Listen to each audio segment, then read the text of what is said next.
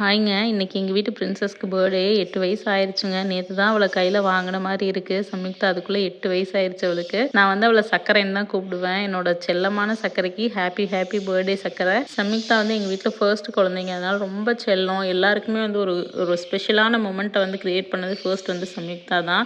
அவளோட அந்த பர்த்டே வந்து ரொம்ப ஸ்பெஷல் எங்க எல்லாருக்குமே. அதுலயும் பார்த்தீங்கன்னா, நான் வாங்கி குடுத்த ட்ரெஸ் தான் ஃபர்ஸ்ட் வந்து அவளுக்கு போட்டு விட்டாங்க. நான் தான் பேர் சூஸ் பண்ணேன்.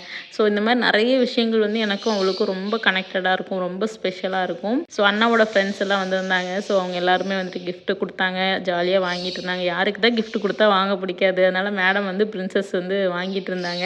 ஸோ எங்க வீட்ல இன்னொரு வழக்கம் இருக்குங்க. யாருக்கு பர்த்டேனாலும் அதாவது ஒரு குழந்தைக்கு பர்த்டேனா மீதி 2 குழந்தைக்குமே கிஃப்ட் குடுப்போம். ஸோ அந்த மாரி தான் அவங்க ஆச்சி கிஃப்ட் குடுத்துட்டு இருக்காங்க. ஒரு குழந்தைக்கு கிஃப்ட் குடுத்துட்டு இன்னொரு குழந்தைக்கு இல்லைன்னா ஃபீல் பண்ணுவோம் இல்லையா? அதனால 3 பேத்துக்குமே வாங்கிடுறதுங்க எப்பவுமே. இப்படிதாங்க எங்க பிரின்சஸ் பர்த்டே நாங்க செலிப்ரேட் பண்ணோம். Hope you all like it. See you tomorrow.